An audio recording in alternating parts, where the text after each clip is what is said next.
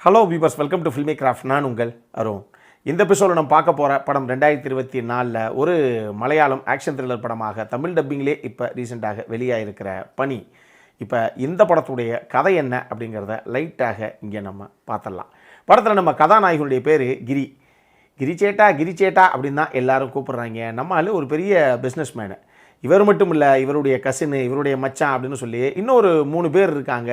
எல்லாரும் இந்த 4 பேரும் சேர்ந்து அசைக்க முடியாத ஒரு ஆளாக இருக்கிறாங்க. பணபலம், படைபலம்னு எல்லாம் இருக்கக்கூடிய நபர்கள் இவங்க தேவையில்லாமல் எந்த பிரச்சனைக்குள்ளேயும் இவங்களா போய் வாலண்டியராக கால் வைக்க மாட்டாங்க. ஆனால் பிரச்சனைன்னு வந்துருச்சு அப்படின்னா பாடி மட்டும்தான் வெளியே போகும். அந்த அளவுக்கு பெருசாக சம்பவத்தை பண்ணி விட்ருவாங்க. அப்படிப்பட்ட நபர்கள் இந்த 4 பேருமே.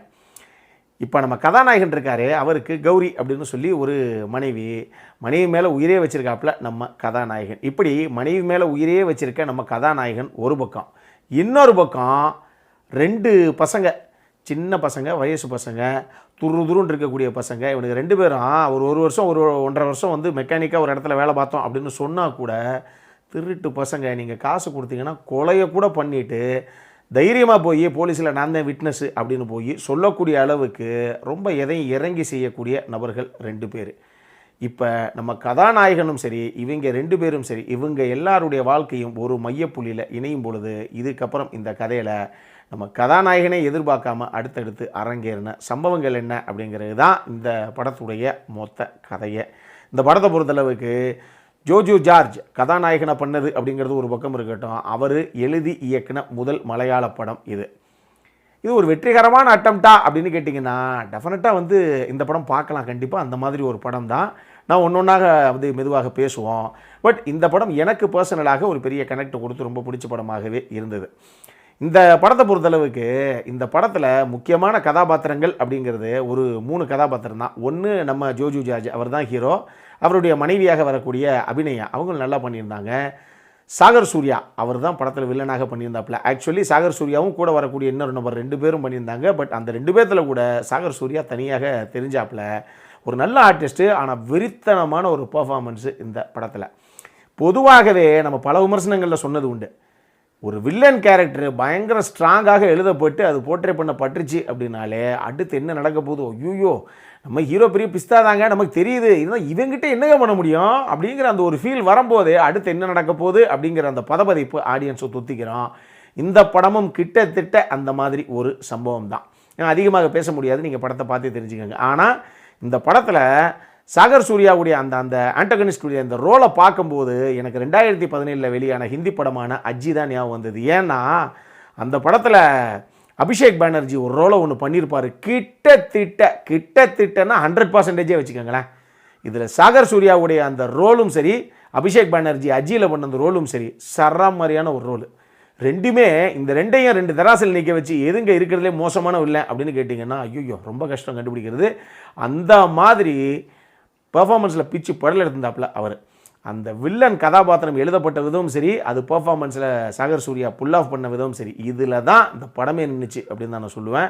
வெறித்தனமான ஒரு பெர்ஃபார்மன்ஸை சூப்பராக பண்ணியிருந்தாங்க. இது போக சீமா, நம்ம பழைய ஆர்டிஸ்ட்டு, அவங்க ஒரு அம்மா கதாபாத்திரத்தெல்லாம் வருவாங்க. ஆனால் அவங்க அந்த ஹாஸ்பிட்டலில் பண்ணுற ஒரு சில விஷயங்கள் இருக்குது பாருங்கள். ஒரு பக்கம் ஒரு அம்மாவாக என்னென்ன பண்ணணும் அப்படிங்கிறதா ஒரு பக்கம் இருக்கிறது. அந்த விஷயத்தை சொல்கிறதா இருக்கட்டும், அந்த பெட்லேருந்து மருமகிட்ட எல்லாத்தையும் பேசி எந்திரிச்சு வந்துட்டு நம்ம ஜோஜு ஜார்ஜ்கிட்ட பேசும்போது, பார்த்துக்கோ இப்போ எல்லாத்தையும் மறந்துடு, நடந்தது எல்லாத்தையும் மறந்துடு, நீ மாட்டுக்கு உன் லைஃப்பை பாரு, அவனுக்கு அவங்ககிட்ட சிக்கு நான் செதைச்சி விட்டுரு அப்படின்னு சொல்லி ஒரு சரியான ஒரு கதாபாத்திரம். அது ரொம்ப சின்ன கதாபாத்திரம், பட் இருந்தாலும் நல்ல பர்ஃபார்மன்ஸ் கொடுக்கக்கூடிய ஒரு கதாபாத்திரம். நல்லா பண்ணியிருந்தாங்க சீமாவுமே. இந்த படத்தை பொறுத்தளவுக்கு மியூசிக்கு அப்படிங்கிறது ஒரு மிகப்பெரிய ஆஸ்பெக்ட். இந்த படத்தில் சந்தோஷ் நாராயணன் அண்ட் சாம் சிஎஸ் 2 பேர் தான் பேக்ரவுண்ட் ஸ்கோரிங் நினைக்கிறேன். ஆனால் எனக்கு டைட்டில் கார்டில் சந்தோஷ் நாராயணனோட பேர் மட்டும்தான் பார்த்த ஞாபகம் இருக்குது. பட் பேக்ரவுண்ட் ஸ்கோரிங் சூப்பராக இருந்தது. நான் சொன்ன அந்த சீனு, பெட்டில் இருந்து மனைவியை பார்த்துட்டு அவர் திரும்பி எந்திரிக்கிற அந்த சீன் இருக்குது பாருங்கள், சும்மா பேக்ரவுண்ட் ஸ்கோரிங் தெரிக்கும் அந்த சீன். அதான் இன்ட்ரோல் பிளாக் சீனு, செம்மையாக தெரிக்கும். அட்டகாசமான பேக்ரவுண்ட் ஸ்கோரிங் இந்த படத்துக்கு. மற்றபடி சினிமோட்டோகிராஃபி, எடிட்டிங்கு அப்படின்னு சொல்லி எல்லா விதத்துலையும் டெக்னிக்கலி நீட்டான ஒரு படத்தையே கொடுத்தாங்க. சவுண்ட் டிசைனிங் டீம், டிஐயும் நீங்கள் தாராளமாக சேர்த்துக்கலாம், சூப்பராகவே பண்ணியிருந்தாங்க அப்படின்னு நான் சொல்லுவேன்.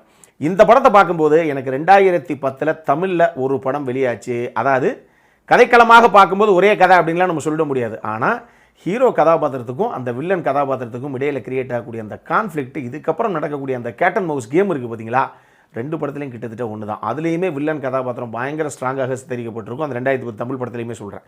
அந்த மாதிரி ஸ்ட்ராங்காக இருக்கும். என்ன பண்ண போகிறாரோ ஹீரோ, இவங்க என்ன பண்ண போகிறாங்களோ அப்படிங்கிற மாதிரி இருக்கும். கிட்டத்தட்ட அதே மாதிரி ஒரு சம்பவம் தான் இந்த படம்.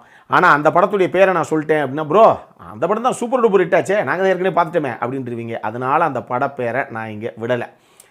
இந்த படத்தை பார்க்கணும் அப்படின்னா கூட நீங்கள் பார்க்கலாம் தாராளமாக. அதனால் இது ஒரு ஃப்ரெஷ்ஷான ஒரு டேக்காக இருக்கும், வித்தியாசமான ஒரு கதைக்களமாக இருக்கும். அதனால் பார்க்கணும் அப்படிங்கிறவங்க பாருங்கள். அடல்காரனை பொறுத்தளவுக்கு இந்த படம் ஆக்சுவலி UA16+ தான். வாய்ப்பே இல்லை ராஜா. எப்படி நம்ம ஊரில் சென்சார் போர்டு இப்படிலாம் கொடுக்குறாங்க அப்படிங்கிறதே நமக்கு தெரியல. இந்த படமெல்லாம் பியோர்லி A சர்டிஃபைடு படம். அதெல்லாம் கிடையாதுங்க, அது 16+ தாங்க. அப்படின்னா வேணும்னா உங்கள் ஃபேமிலியில் அப்பா அம்மா குழந்தைங்க எல்லாத்தையும் வச்சுட்டு இந்த படத்தை பாருங்கள். அப்போ உங்களுக்கு தெரியும். நான் சொல்கிறது 16 வயசுக்கு மேற்பட்ட பிள்ளைங்களே வச்சுட்டு கூட அந்த படத்தை பாருங்கள், உங்களுக்கு தெரியும் நான் ஏன் சொன்னேன். வாய்ப்பே கிடையாது. அப்படிலாம் பார்த்துடாதீங்க. நீங்கள் அந்த படத்தை பாருங்கள். கப்பிள்ஸாக ஹஸ்பண்ட் அண்ட் ஒய்ஃப் அப்படி பார்க்குறேன்னா பார்க்கலாம். நீங்கள் பார்க்கணுன்னா பாருங்கள். பார்த்துட்டு அதுக்கப்புறம் இந்த ஃபேமிலியோட உட்காரலாமா வேணாமாங்கிற காலெலாம் நீங்கள் எடுத்துக்கங்க. நான் டெஃபினட்டாக ரெக்கமெண்ட் பண்ண மாட்டேன். இந்த படம் ஃபேமிலிக்கான படமே கிடையாது. ஃபேமிலியோடலாம் உட்காந்து படத்தை பார்க்குறதுக்கு வாய்ப்பே கிடையாது. அந்த மாதிரி ஒரு படம் தான் இது. இந்த படம் தமிழ் டப்பிங்கில் அவைலபிளாக இருக்குது. அப்புறம் என்ன, ஸோ ஒரு நல்ல மலையாளம் ஆக்ஷன் த்ரில்லர் படம் தமிழ் டப்பிங்கில் அப்புறம் நான் பார்க்கணும் அப்படிங்கிறவங்க சட்டு போட்டுன்னு பாருங்கள். இதே மாதிரி இன்னொரு வீடியோவோட அடுத்த முறை உங்களை சந்திக்கிற வரைக்கும் இட்ஸ் அருண் சைனிங் ஆஃப்.